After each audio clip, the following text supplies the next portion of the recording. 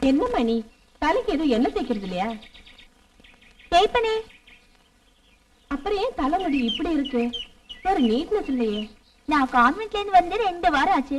இப்ப வந்து என்ன கொஞ்சம் கவனிக்கிறதுக்கு உங்களுக்கு நேரம் கிடைச்சதே. தேங்க்ஸ். நீ என்னடி அப்படி சொல்ற? நீங்க தான் 24 மணி நேரமும் டூர்லயே இருக்கீங்க. இப்படி ஒரு மகன் இருக்கான்னு ஞாபகம் இருக்கா? இதை விட கான்வென்ட் பரவாயில்லன்னு தோணுது.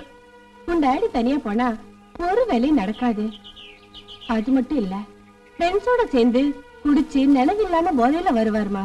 நீங்களும் தான் குடிக்கிறீங்க. அது அது வந்துமா, நாங்க பழகிறது பெரிய சொசைட்டில. அங்க கம்பெனிக்காக கொஞ்சம் குடிப்பேன்.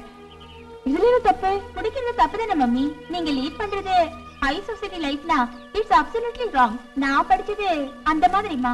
உன்கிட்ட என்னால பேச முடியாது. உனக்கு சரியான அழுங்க டாடி தான். What happen my dear wife? என்ன காலையில என்ன போட்டு வர்த்திட்டு இருக்கீங்க? உங்க பொண்ணுக்கு கொஞ்சம் அதிகமாவே மனக்குறை இருக்கு. என்னடா? Tell me. I can't repeat daddy. Mummy கிட்ட நான் சொல்லிட்டேன். என்னடி வைஃப்? காலையிலேயே உங்க பொண்ணு எனக்கு அட்வைஸ் பண்றா. Very good. என் பொண்ணு ஒரு நல்ல காரியம் பண்ணிருக்கா. நான் பல தடவை சொல்ல நினைச்சேன், பயந்துட்டு சொல்லல.